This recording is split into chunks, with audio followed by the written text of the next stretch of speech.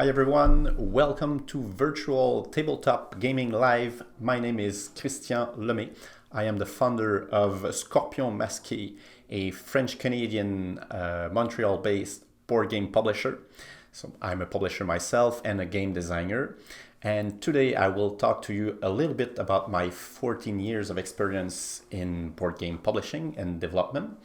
Thanks to Christopher Eggett from the Tabletop Magazine, who invited me to speak on this show. And I'll start with a few questions he asked me, and then I'll talk a little bit more about my experience and some conclusions, maybe some tips that you could use when you design games. So first, Scorpion Masque is mostly known in the gaming community for publishing the game Decrypto. Decrypto is kind of a meaty party game that is right now ranked number 1 in first place on the Board Game Geek party games list.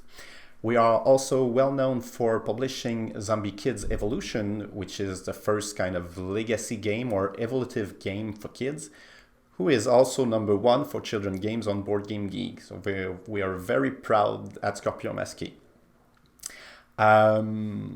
I came to publishing game at first in 2006 when I founded Scorpion Masque. And my first game was called Stöge in French, and it was translated to English with the title I Betcha. It was a huge success in French and German, but very, very small numbers in English. Unfortunately, we did not reach the English-speaking community. But there's nevertheless, we achieved a huge success with that game, selling over 450,000 copies of it, which is huge, counting the fact that we did not sell more than 2,000 or 3,000 copies in English. Stöge I Betcha is a game idea that came to me after playing another game that I will not mention because I don't like to say bad things about other games. But the first time I went to a very well-known game store in Montreal, I came to a game, I saw a game which had a really great idea, is that you could play that game while you do something else. So in that game you had cards, you give each of your guests one card or many cards with words on them. And while your party was going on, when someone was saying one of the words on your cards, you could give them the cards. And your goal was to get free of your cards. I thought this was really a great idea to start up your party. Unfortunately, the 3 times I played it, the party was almost instantly killed by the game. Because people were afraid to lose the game. They were afraid to say something that would make them lose the game.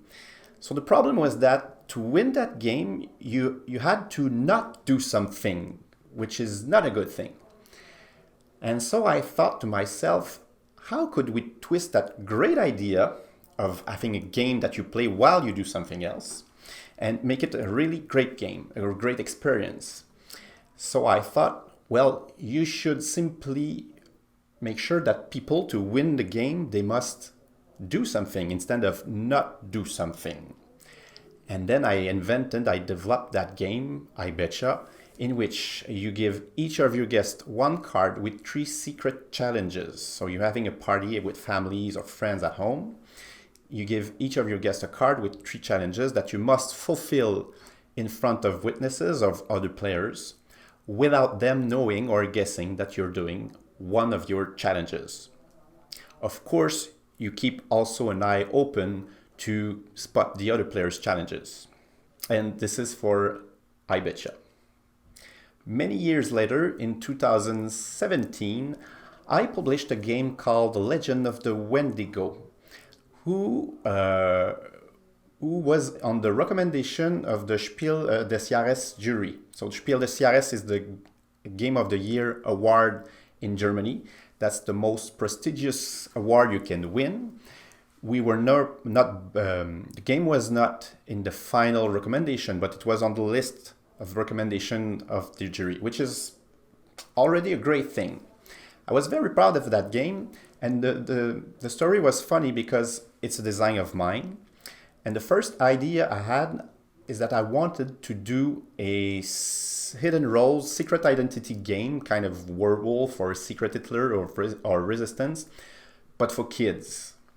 So for a long time, I thought of many ways to put it in play, and I failed. I could not develop that game I wanted.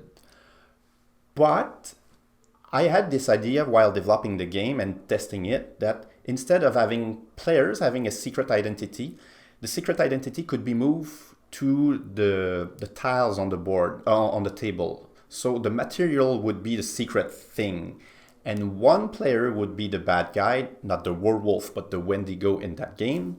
And he would manipulate things and remove cards, and that would be the secret identity game for kids. So once again, I had a very clear intention that was, I think, a good idea. Maybe it's possible to do a very good secret identity game for kids, but I failed.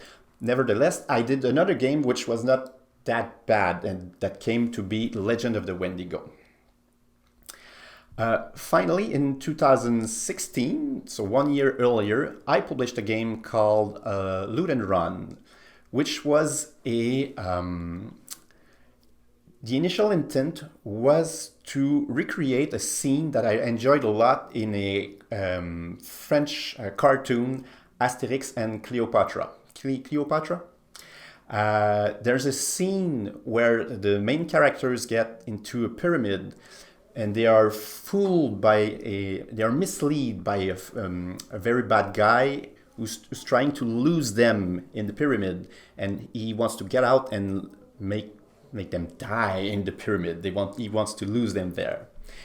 And I was really enjoying that idea that if you could in a game, be that player who leads the group, and that group would decide if they trust you and follow your advice or not. So sometimes he could guide you and be the good guy, and sometimes he would try to hide the treasures from you. So he would try to make you avoid some good rooms. And that idea was the story I wanted to tell in my game, and I developed, and I think that time I succeeded, and I developed that game Loot and Run, which is a very quick filler, maybe 15-minute game, in which you mix bluff mechanism and push your luck. And I designed other games in my career, but I think these are the three, I Betcha, Legend of the Wendigo, and Loot and Run. These are the three games I'm the most proud of, and I think the ones that received the better reviews. And I realized last year that those three games had a really, really clear intent at the start, and I followed that intent along the way. Sometimes that intent led me to a dead end, but then I found something else, and sometimes I could keep it all the way along. And I believe that's a very strong way to work, because if you just want to do a game, that's not a good intent. That's not sufficient. That's not enough to do something meaningful. If you just want to do another Agricola game, another resource management game, another area control game, it's not enough, I think, with the quantity of game we found on the market right now. You won't leave a mark. I don't think you will impress people. You will mark their mind. I believe you have to find something that you want to express, something new. Ask yourself, what do you want to bring? What emotion or what new twist? And when you find that intent, work very hard on it and follow it as long as you can. And it should help you to develop a much more interesting game. So I hope this was helpful for you, this advice. And I hope that if you come with a very great idea or very great game, you'll write us at Scorpion Masque to propose this game to us. Have a happy online convention, and follow us on scorpionmasque.com.